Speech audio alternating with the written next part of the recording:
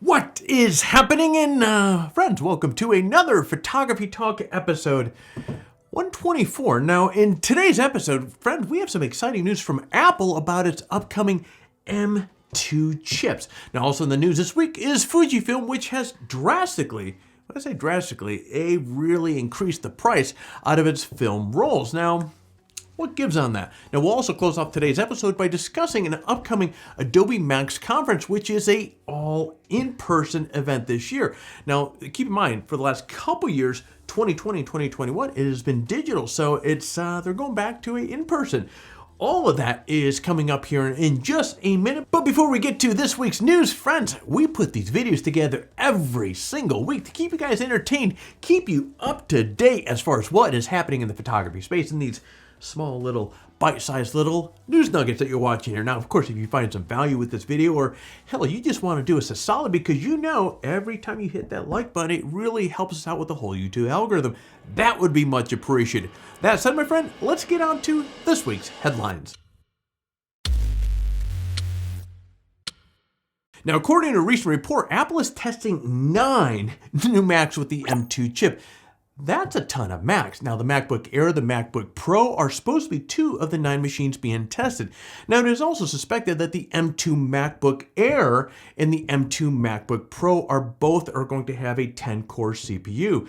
Now, other Macs that are being tested in this group include the Mac Mini, the Mac Pro, and a 14 and a 16-inch MacBook Pros. Now, in each case, Apple is rumored to be testing the M2 Pro and the M2 Max Pro. Had to slow down and get that right there.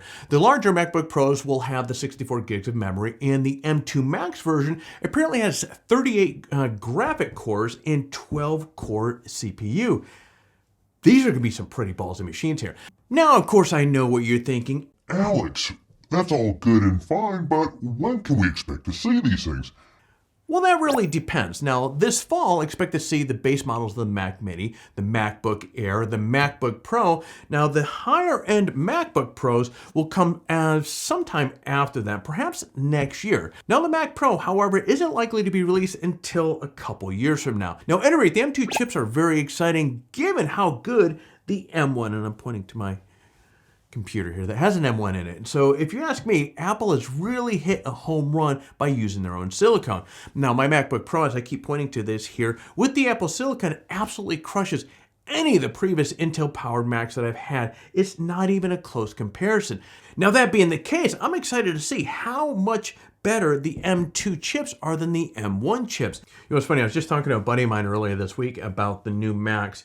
And he happens to be shopping around for one. He has a 2015, and we were jibber-jabbering about kind of my process to getting to where we are, because I do a lot of video editing. So for the last handful of years, I started out with the 2015, then I moved to 2018, and then I moved to the 16-inch. I think that was the 2020.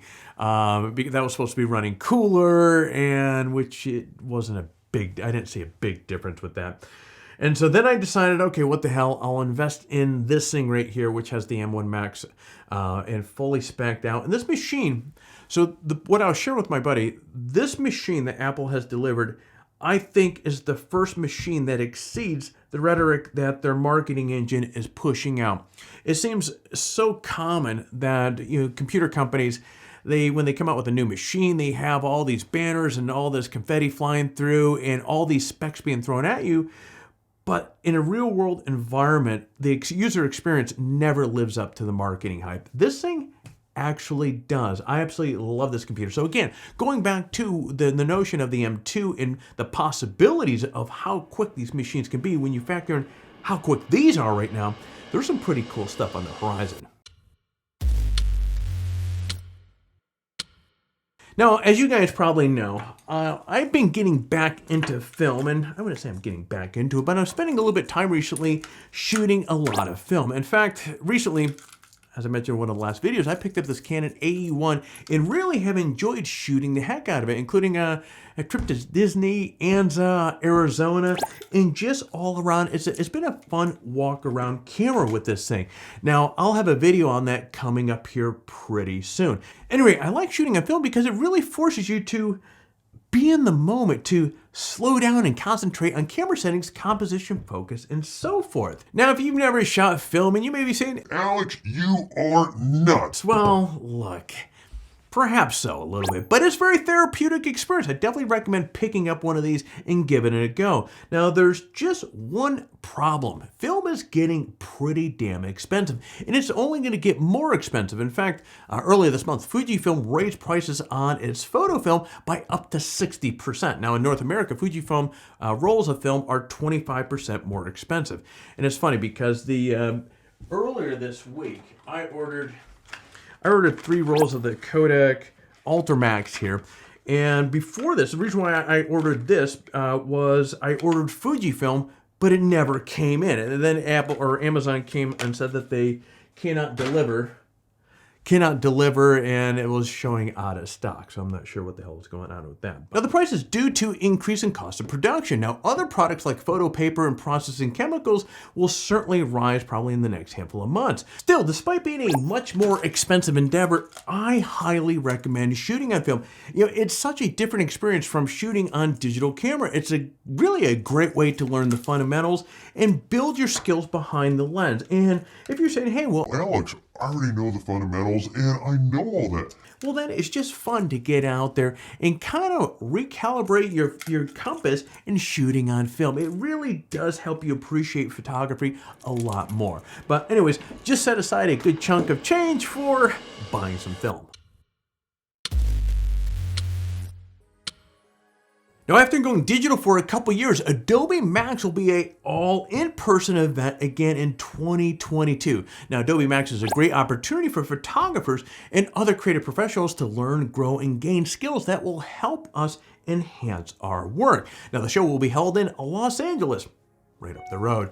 Now, this fall, and this is going to be from October 18th to the 20th. So, now I'm a very social person, so I like to attend in-person shows, but if we're being real here, Adobe killed it with the digital-only version of the Mac show during the last couple years. Now, in fact, the online shows were so successful that I'm a little surprised that Adobe is going back to the in-person conference this year. I mean, after all, when you look at an online show, it has the potential to reach many, many more people. Still, it's nice to, really have butts and seats in an all-person conference. The ability to share creative ideas and learn from others is really awesome. Anyways, I'm going to have a link to Adobe MAX in the website in the description below if you want to learn more. Now, Adobe will offer parts of the conference online, though pricing information hasn't been really revealed at this time. But definitely stay tuned for more details on the conference. So if you're like me and enjoy meeting other people and learning in person, Adobe MAX might be worth your while. Besides, a couple days in sunny Southern California never hurt anybody, or,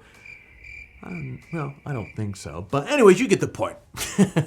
All right, friend, let's close off today's video with a recap of our current giveaway. These are the prizes that we have this time around. We have a Holdfast Gear Remographer camera bag. We have a 128 gig SanDisk SD card, and of course, $100 Adorama gift card. As always, entering the giveaway is really simple. Step 1, like this video and subscribe to our channel. Step 2, leave a comment below. In fact, the more videos that you watch and leave a comment on, the more chance that you have to win. So get watching some more other videos and leave some comments. Step 3, register on Photography Talk and introduce yourself in the forum. Now, if you happen to register on the site and you already introduced yourself during one of the last giveaways, you're still eligible to win. But friend, as I keep saying over and over again, swing on by, say hello, post some new photos, let us know what you're up to.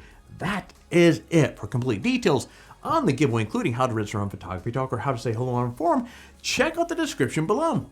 Good luck. And one other thing, if you enjoy this sort of content, be sure to head over to Photography Talk and sign up for an account. Now, it's free to do so, and it gives you access to literally thousands of photography-related articles on the site, including news articles, camera gear, photography tutorials, and much, much more. So take a moment, sign up for an account, and get access to material that will help you take your best shot. And just like that, friend, Photography Talk episode 124 is done. It's over. It's time to move on and close off this video. But before I do that, hey, I'm going to ask you to do all the YouTube stuff. So hit that like, subscribe, and smash that bell so that you're notified every single time that we come on a video just like this one.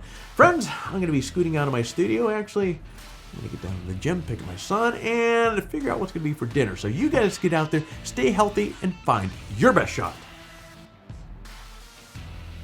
Or take your best shot. You pick.